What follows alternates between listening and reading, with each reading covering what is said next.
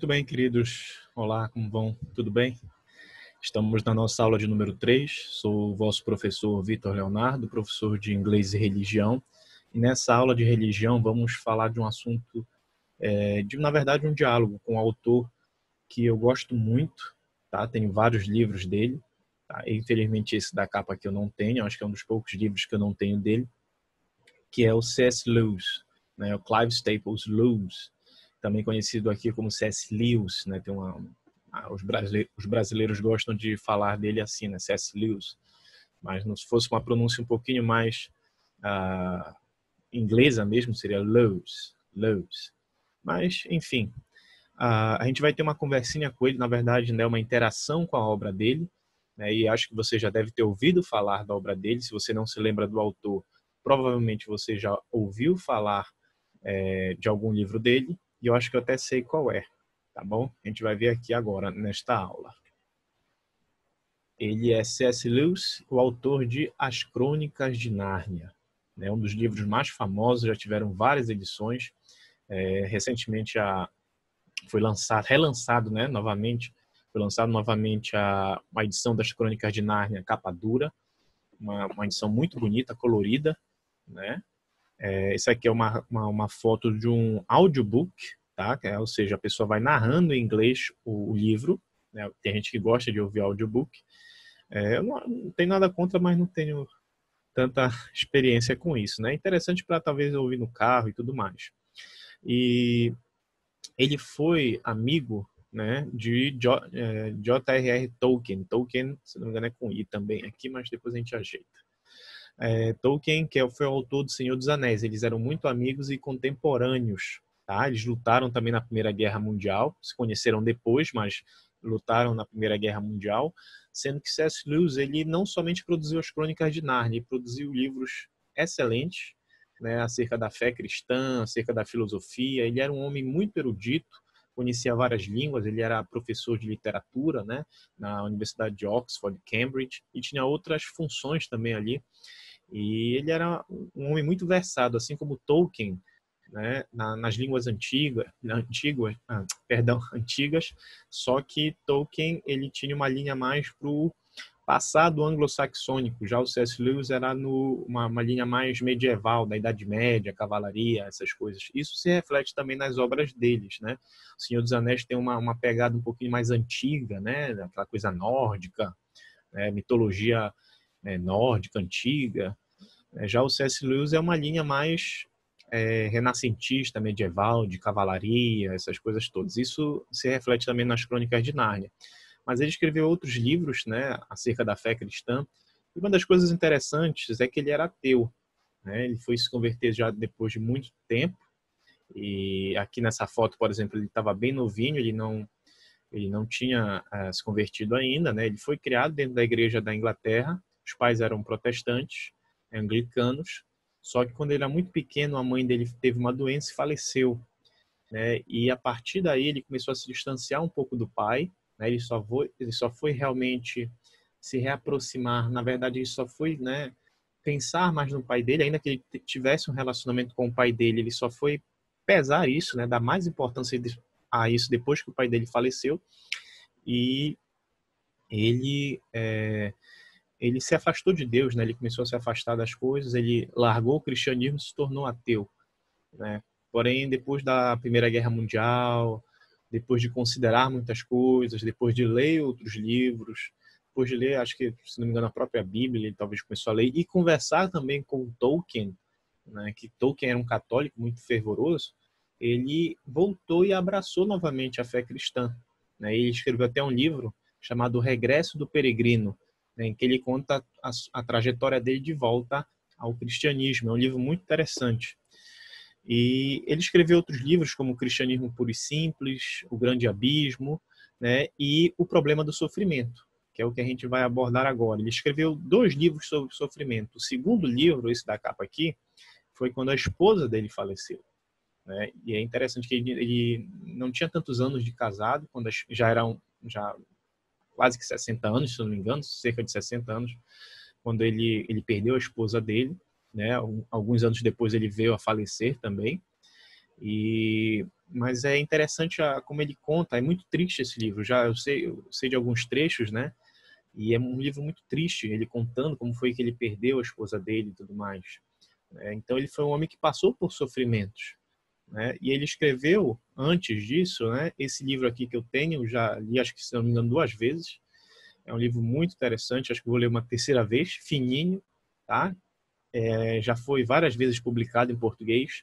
E essa frase aqui é uma frase clássica, né, que ele diz assim: Deus sussurra a nós na saúde e prosperidade, mas, sendo maus ouvintes, deixamos de ouvir a voz de Deus. Então ele gira o botão do amplificador por meio do sofrimento.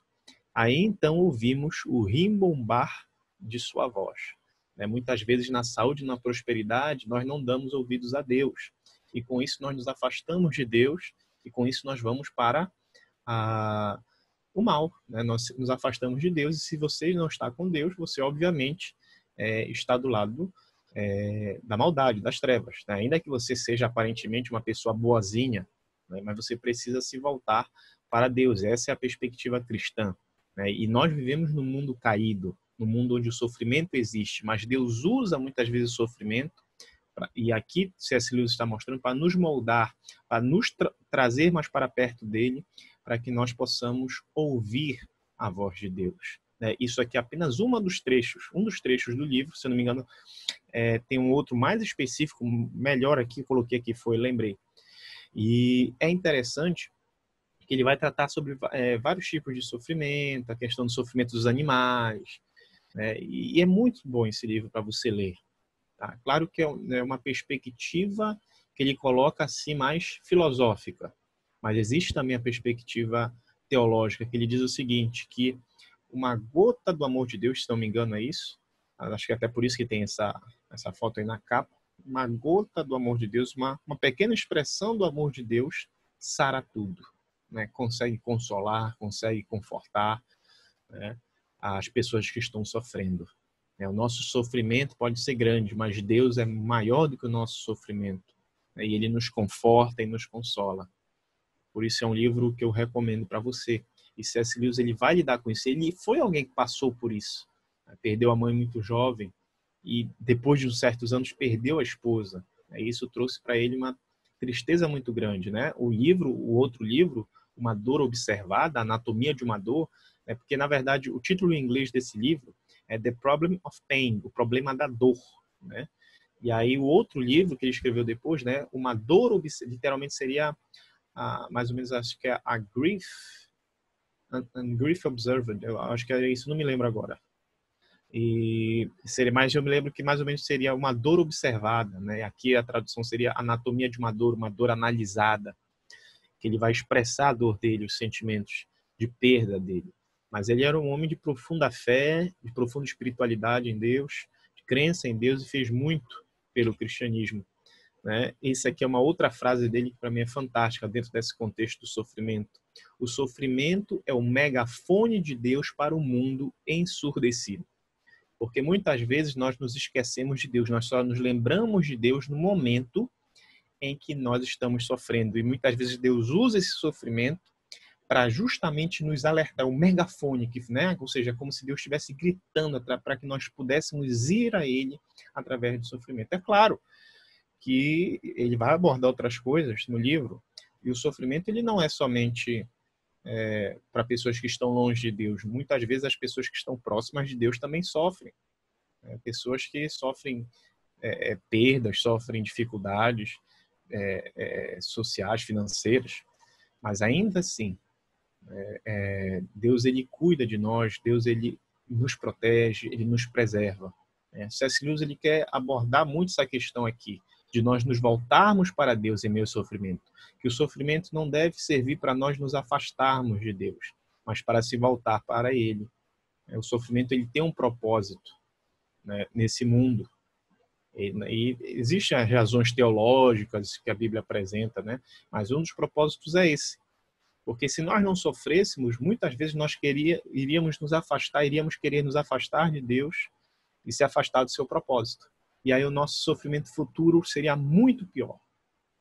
Por isso nós precisamos buscar a Deus hoje, buscar a Deus já.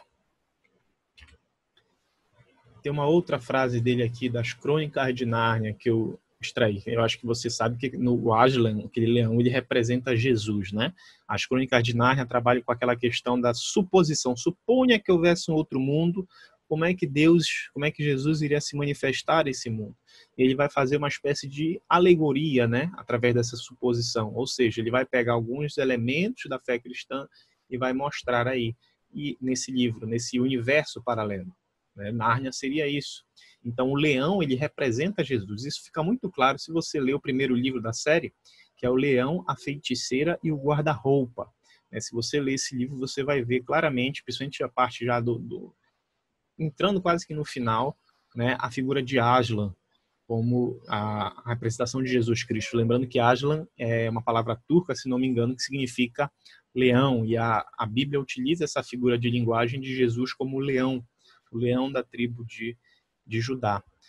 E essa frase do livro é muito interessante, está no filme também, né? Porque fica naquela expectativa, quando é que Aslan vai aparecer? Porque a Terra de Nárnia vive um inverno aparentemente eterno. E é interessante que eles dizem, né? É sempre inverno, mas nunca Natal. Ou seja, você sempre vai ter aquele frio, aquela fadiga, aquela dificuldade, aquela coisa, né? Congelante, paralisante, mas não tem aquela alegria, aquela felicidade do Natal, né? Ou seja, que sempre eles têm lá no inverno, né? Que é aquela coisa de você ter aquele aconchego, aquele conforto, né? Mas isso voltaria a acontecer a Nárnia quando Aslan aparecesse, né? Que seria o leão. Ele era o criador de Nárnia, ele iria trazer novamente a paz para Nárnia. E aí diz: o mal será bem quando Aslan chegar. Ao seu rugido, a dor fugirá. Nos seus dentes, o inverno morrerá. Na sua juba, a flor há de voltar. E essa frase aí é um paralelo muito grande com Apocalipse, capítulo 21, versículo 4. Apocalipse é um livro que trata muito acerca do sofrimento, mas no final existe vitória. Existe a vitória em Jesus Cristo, o Filho de Deus. E é interessante que diz aqui, né? É uma promessa para aqueles que creem em Deus, né? Que Deus limpará de seus olhos toda lágrima e não haverá mais morte, nem pranto, nem clamor, nem dor, porque já as primeiras coisas são passadas. Né? Aqui em Crônicas de Nárnia, C.S. Lewis ele sabia muito bem disso. Né? Quando o leão aparecer, e no caso o leão da tribo de Judá aparecer, todo esse sofrimento vai acabar. Mas por enquanto ele existe por um propósito. Ele existe por uma razão. Bom, vamos continuar nesse assunto na próxima aula, abordando outro filósofo. Mas eu gostaria que você lesse um pouco mais as obras de C.S. Lewis, não somente as Crônicas de Nárnia. Aproveite as Crônicas de Nárnia, é muito bom, mas existem outros livros que ele publicou. E se você puder adquirir O Problema do Sofrimento, tenho certeza que você vai ser muito abençoado. Forte abraço, Deus te abençoe, até a próxima aula. Tchau.